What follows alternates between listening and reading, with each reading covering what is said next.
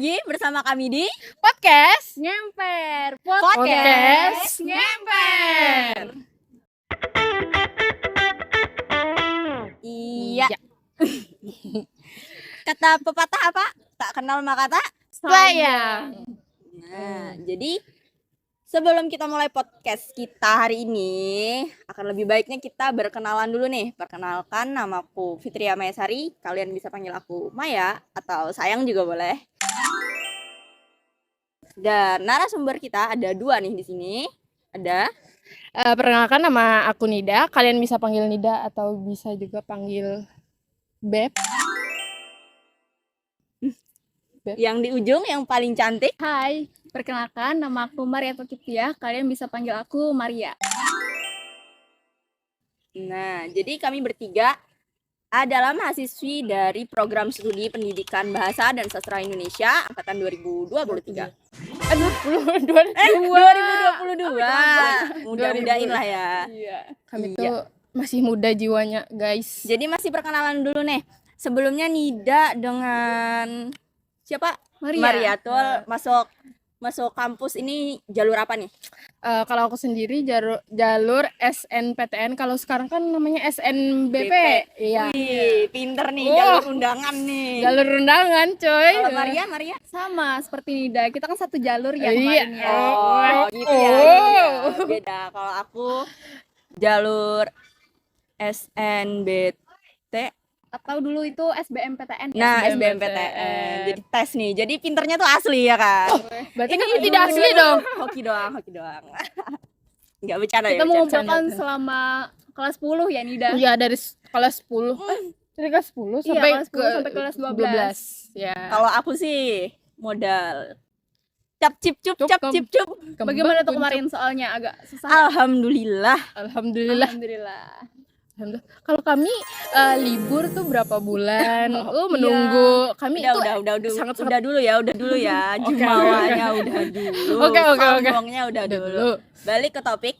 Jadi kami hari ini akan membahas tentang teknologi yang berhubungan dengan pendidikan. Iya, betul. Gimana sih teknologi kita saat ini di dunia pendidikan ya kan? Pengalaman kita menggunakan teknologi atau ya semacamnya lah. Oke, nanti ada beberapa pertanyaan yang bisa kalian jawab. Terserah, bebas jawabannya apa aja asal sesuai konteks. Ya, pertanyaan pertama. Kapan pertama kali kalian menggunakan teknologi? Misal kayak internet atau gawai atau laptop. Kapan tuh? Pertama kali. kalau aku sendiri ya, pertama kali itu waktu kelas 5 SD sudah kenal yang namanya internet. Cuman masih belum kenal kuota. Jadi lagi dulu itu kayak setiap membuka internet itu pakai pulsa. Iya, harus daftar pakai pulsa. Jadi tidak terlalu banyak memakan pulsa kan. Padahal waktu itu sudah ada kuota belum? Sudah mungkin ada, ya. cuma Sudah. masih kurang bisa terjangkau lah Iya. oleh anak-anak. Jadi pertama kali waktu SD itu kalian tahu Musical.ly kan? Iya. Nah, yang transisi gitu ya. Iya. Itu saya saya keracunan itu waktu kelas 5. Nah, itu 5 SD. Iya, kelas 5 SD. Sudah bisa menggunakan internet pakai Musical.ly, transisi yang tidak jelas. Itu pertama kalinya saya mengenal internet. Pertama kalinya bisa menggunakan internet tapi pakai pulsa, tidak pakai kuota. Nah, kalau Maria nih pertama kali menggunakan teknologi untuk pembelajaran kapan tuh? Ya, kalau aku sendiri itu sama seperti Nida ketika SD. Tetapi itu masih pakai pulsa. Jadi kita membeli kuota internet itu menggunakan pulsa yang ditebus, ada kan yang voucher pulsa. Iya. Nah, voucher. iya pakai voucher. Tetapi di situ masih kurang mengetahui bagaimana cara mengakses karena dulu itu perangkat aku juga kurang mendukung gawainya begitu. Dan ketika itu saat memasuki SMP itu kan ada mata pelajaran TIK ya, mengenai teknologi. Nah, di situ saat kelas 8 itu aku baru belajar lah mengenai diperkenalkan mengenai TIK itu seperti apa. Kan dulu kita harus belajar menguasai yang namanya Word kan, Excel ya, walaupun susah ya. Nah, di situ sih kalau aku pertama kalinya, dan tentunya kesulitan tersendiri gitu. Iya, kesulitannya tuh pasti dari bagaimana menggunakan internet itu dengan benar di pembelajaran. Itu pasti sangat-sangat kesulitan, apalagi misalkan tidak ada peran orang tua misalkan atau keluarga yang mendukung. Bisa aja kita tuh kayak tersesat di internet gitu. Iya. Ya, kayak bisa aja loh kayak ada kejahatan yang dilakukan orang lain ke kita kan, sedangkan kita kan tidak Tidak terlalu mengerti, ya ya tidak kan? terlalu pintar menggunakan teknologi tadi. Itu sih. Untuk pengalamanku sendiri ya, karena mungkin tempatku tuh agak pelosok ya kan di Iya. kampung. Iya, Jadi di pedalaman ya. enggak pedalaman banget banget. sih. Iya. Untuk kalian sebelumnya sekolahnya di mana nih? Aku sendiri sekolahnya di SDN Sungai Paring 2 di Banjarbaru. Di Ya, Banjarbaru. iya. Masih kota lah ya. Masih kota cuman kayak masih keterbatasan juga. Oh, Karena waktu SD kan? Iya. Maria gimana, Maria? Kalau aku kan orang sini, jadi ya lumayan mudah. Tetapi dulu memang kurang fasilitas perangkatnya tuh kurang memadai dari aku sendiri. Itu sih. Kalau ceritaku sendiri, aku kan di Batu Licin ya. Di sekolahku tuh juga agak kampung, nggak di kota-kotanya banget gitu. Jadi aku baru kenal teknologi seperti komputer atau laptop itu waktu SMP. Nah, jadi di sekolahanku SMP tuh terbatas banget komputernya. Cuma ada 2 komputer untuk satu sekolah. Iya. Jadi bergantian gitu. Iya, ya. jadi waktu pembelajaran TIK, Heeh. muridnya itu sekitar 40-an orang Itu gimana, satu Mbak? kelas. Itu gimana baginya? 2 masuk, 2 keluar, 2 masuk, 2 Oh. keluar. Jadi sangat terbatas memang.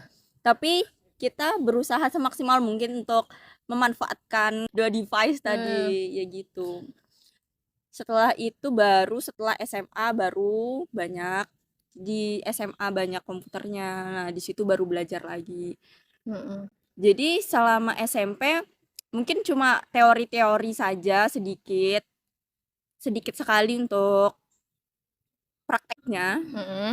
Ya lumayan lah. Jadi setelah lulus SMA baru saya kembali kursus, Heeh. baru bisa menguasai Word, Excel, PowerPoint. Kalau saya sendiri itu waktu SMP tuh lumayan sudah mengenal Word, tapi Excel belum. Nah, sehabis lulus SMP baru mengenal yang namanya Word, Excel dan lain sebagainya, sudah diperkenalkan apa aja, sudah bisa membuat PPT dan lain sebagainya, sudah mulai presentasi juga. Dan waktu itu kan waktu zaman Covid ya. Iya, Nah, itu SMA kan kan? iya, SMA kelas 1 satu, semester 2. Ya semester 2 itu kan sudah mulai apa ya, pembelajaran daring. Nah, dari situ banyak tuh mengenal fitur-fitur yang sebelumnya belum dikenal, misalkan kayak di classroom, Google Classroom, bagaimana cara itunya mengirim dokumen video dan lain sebagainya. Nah, dari situ mungkin dapat sedikit Pencerahan.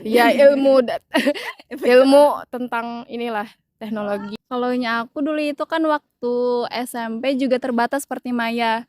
Juga terbatas Terbatas. komputernya. Padahal di kota ya. Iya, karena sekolahnya itu mungkin masih belum banyak fasilitas-fasilitas. Karena kan aku dulu itu kan sekolah negeri SMP-nya. Jadi muridnya itu sangat banyak. Nah, tetapi ruangan khusus lab komputernya itu sangat sedikit. Jadi bergantian juga. Nah, saat SMP itu baru diperkenalkan dengan Word dan Excel, tetapi Excel itu tidak terlalu mendalam ya, sekedar tahu itu Excel. Nah, saat SMA itu ada saat ingin lulus sekolah SMA. Ingin lulus SMA itu ada ujian Praktek. Iya, praktik mengenai ujian komputer. Nah, di situ seperti apa ya? Kursus lah bahasanya itu. Tuh dulu itu kan aku SMA swasta. Jadi dari biaya SPP itu diambil untuk biaya pendaftaran. Pendaftaran apa? Nah, jadi ada dapat sertifikatnya nih ujian komputernya. Kalau aku tadi kan sendiri ya, kursus sendiri atas kursus di mana keinginan sendiri. Kursus di tempat kursus. Oh, di tempat kursus itu Kalau dapat sertifikat doang. iya, tapi kalau Maria berarti Aku dari memang uang diwajibkan. SPP Iya, memang dipotong diwajibkan. untuk bayar kursus Iya, kursus. komputer. Memang diwajibkan dari sekolahnya karena untuk lulus itu harus memiliki sertifikat uji komputer gitu. Nah, jadi keren. di situ 2 hari kalau tidak salah itu diberikan pelatihan, terus 1 harinya ujian. Nah, di situ diberikan materi-materi, juga praktik mengenai bagaimana sih, mengenai fitur-fitur di Word tersebut. Kan banyak itu kan mengenai kita membuat kop surat segala macam dan Iya. membuat tabel juga. Nah, di situ ada yang paling aku pusing itu mengenai Microsoft Excel. Itu rumus-rumusnya itu Nah, sangat-sangat iya. seperti Sulit, rumus if. matematika. Iya, Iya. if, iya betul. Sum, Itu if, sih yang dan lain membuat sebagainya. aku, oh ternyata Excel ini seperti matematika ya, ada rumus-rumusnya gitu. Salah rumus tidak jadi Iya. tampilnya. Kalau Nida sendiri bagaimana? Apakah di sekolahnya juga mengharuskan untuk menguasai komputer atau tidak? Mengharuskan sih sebenarnya kan karena itu termasuk perkotaan lah. Iya. Pasti harus diwajibkan untuk bisa komputer. Soalnya kan sudah ada presentasi kayak itu kan, sudah kayak pakai apa sih namanya? Salindia. Salin LCD dia. proyektor ya. Ya, LCD proyektor sudah pakai itu. Jadi kami tuh harus diwajibkan bisa buat PPT, bisa buat Word. Kadang-kadang tuh Excel juga diajarkan dari sekolahnya sendiri. Cuman untuk biaya itu tidak ada biayanya sama sekali. Kalau aku sendiri itu lebih banyak belajar otodidak dari kakak. Soalnya kakak kan itu SMK. Oh. Ya, jadi apa ya? Jadi kayak lihai lah sedikit menggunakan Excel, Word, dan PPT lain sebagainya. Seperti itu. Dari gurunya sendiri mungkin ada pelajaran TIK atau bagaimana di SMA? Ada, cuman kayak terbatas. Kedede intinya. Ada, iya apa sih? Ada, Ada. tapi tidak terlalu apa tidak ya? mengcover gitu Iya. lah ya. Mendalam lah Tidak terlalu mempelajarinya. mendalam. Iya. Ada aja, cuman kayak tidak terlalu Ya, betul-betul mendalam sih. lah. Jadi harus ada apa yuk? Inisiatif sendiri lah Betul. untuk bisa itu. Aku dulu itu sangat-sangat takut mengetik di Word itu. Kenapa? Karena dulu takut meledak komputernya. Kan pada kita kan kalau Iya. salah ketik kan tidak apa kan. Takutnya itu tiba-tiba meledak atau gimana gitu. Nah, itu sih yang membuat agak sedikit takut untuk belajar. Iya. Tapi karena kita memang kuliah ini diwajibkan harus bisa ya untuk membuat makalah segala macam. Jadi kita harus bisa menguasai juga mengenai fitur-fitur di Word gitu. Iya. Iya, Allah bisa karena terbiasa ya kan. Iya. Semua itu akan terjadi apabila kepepet dan Iya. dipaksa. Iya. Nah, berikutnya nih.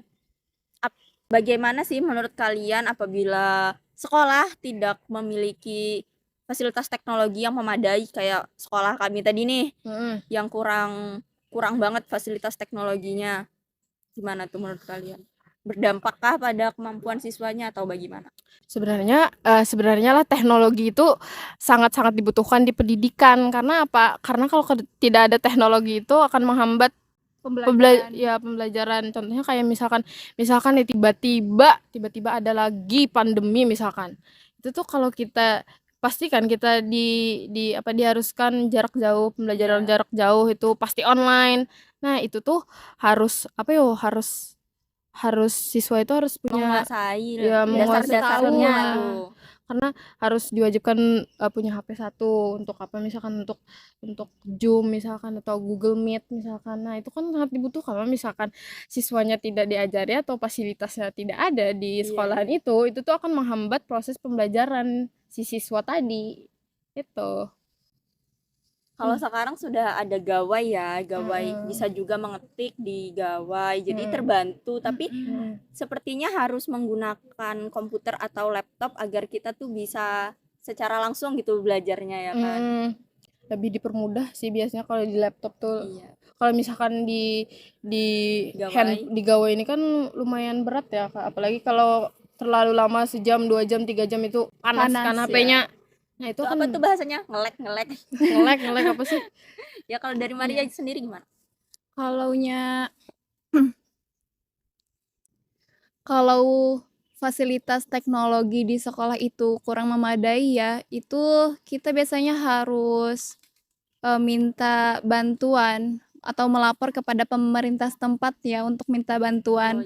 Di sekolahku karena kekurangan device komputer, jadi setiap orang tua mahasiswa itu orang tua siswa itu dikumpulkan di dalam satu ruangan, memberikan aspirasi gitu ya. rapat ya. Rapat wali murid. Misalkan ya kan biasanya kan ada yang yang kaya lah. Iuran. Yang Oh, kaya iya, lah iya. dikit. ada donatur tersendiri Ah, gitu ada kah? donaturnya lah misalkan. Kalau misalkan ada donaturnya kan itu kan bisa kan biayanya itu di apa ya, dibelikan apa komputer misalkan atau apa yang kekurangan di di sekolah itu bisa jadi salah satu solusi. Misalnya sekolahnya itu sudah mengajukan ke pemerintah tapi belum juga ditanggapi, mungkin bisa dengan mengadakan rapat wali murid, kemudian iuran lah Siapa ya, yang ingin bersedia untuk Turunan. memberikan donatur untuk donasi apa, menjadi ya. donatur gitu ya kan. Biasanya sebagian orang tua setuju aja sih masalah ini, soalnya kan misalkan terkendala anaknya sendiri yang terkendala. Iya sih. Jadi itu bisa jadi salah satu misalkan pemerintah tidak mendengarkan. Pemerintah, catat pemerintah. Tidak mendengarkan. Siksak-sok. Iya, Tidak. memang teknologi pendidikan di Indonesia ini memang memang memprihatinkan ya, Ya. kurang Perhatikan. diperhatikan oleh pemerintah setempat gitu. Ya walaupun kami tahu masih ada yang berusaha untuk memberi perhatian, tapi Tidak merata mungkin Tidak di merata. berbagai daerah ya. lagi khususnya di pedalaman misalkan kayak Iya, betul. masih banyak kan mereka harus naik gunung misalkan untuk mencari sinyal Naik atau gunung, turun gunung. gunung. Iya. Ya, kan? Di tempatku itu kan di daerah seperti pegunungan ya. Jadi ada tuh temenku waktu pendaftaran SBMPTN itu sehari lagi tuh validasi akun, nggak dapat sinyal. Jadi dia tuh ke rumah temennya yang di kota demi buat cari sinyal. Sesulit itu masuk SBMPTN untuk aja lulus. Sesulit itu. Seharusnya kan pemerintah kalau melihat kasus seperti ini harusnya kalian lebih bisa Membuka mata ya, Membuka untuk mata. melihat pendidikan Di Indonesia. Aduh, Seperti apa? jangan nyerong-nyerong, jangan rempet-rempet nih, jangan Maaf. Ya balik lagi ya ke pertanyaan tentang masalah teknologi, tentang pendidikan. Ada nggak sih pengalaman kalian tuh yang kesulitan gitu menggunakan teknologi, atau bahasa Inggrisnya culture shock gitu loh. Ini gimana, menggunakan ini bagaimana ketika di perguruan tinggi? Di perguruan tinggi nih. Iya. Dari aku sendiri ya tidak ada culture shock-nya karena dari SMA kan sudah dibiasakan kan untuk menggunakan yang tadi PPT, Excel atau Word tadi. Jadi tidak ada culture shock-nya. Yang membuat culture shock-nya itu adalah tugas-tugasnya. Wah, itu siksak shock gitu. Mohon dikurangi tugasnya. Tidak bisa. Kalau dari aku mengenai culture shock dalam teknologi kuliah ini, mungkin karena dari SMA sudah belajar juga, jadi lebih menguasai sedikit lah. Walaupun diberikan penjelasan oleh guru, ternyata ada beberapa hal yang belum aku ketahui, yang baru aku ketahui gitu. Seperti, oh ternyata begini cara menggunakan teknologi agar tidak manual gitu. Nah itu sih mungkin. Apalagi sekarang sudah banyak situs-situs AI yang bisa bantuin Iya, kita, betul. ya kan? Membuat PowerPoint, membuat makalah, udah bisa pakai AI. Tinggal gimana kita pintar-pintarnya dan memanfaatkan. bijak-bijaknya aja. Ingat ya guys, menggunakan teknologi. kalian harus bijak menggunakan AI, jangan semuanya menggunakan AI. Jadi Iya, jadi nanti kita ketergantungan dengan AI tadi tuh. betul. Jadi kita harus menggunakannya dengan bijak agar kalian bisa lebih berpikir dengan baik, karena kalau kita terlalu ketergantungan dengan AI, kita tidak bisa berpikir dengan baik dan Nah, pokoknya AI itu ada untuk membantu, bukan Iya, menggantikan, ya Iya, kan? betul. Jadi mahasiswa itu yang harus mengatur penggunaan mengenai AI, bukan AI yang mengendalikan kita, begitu.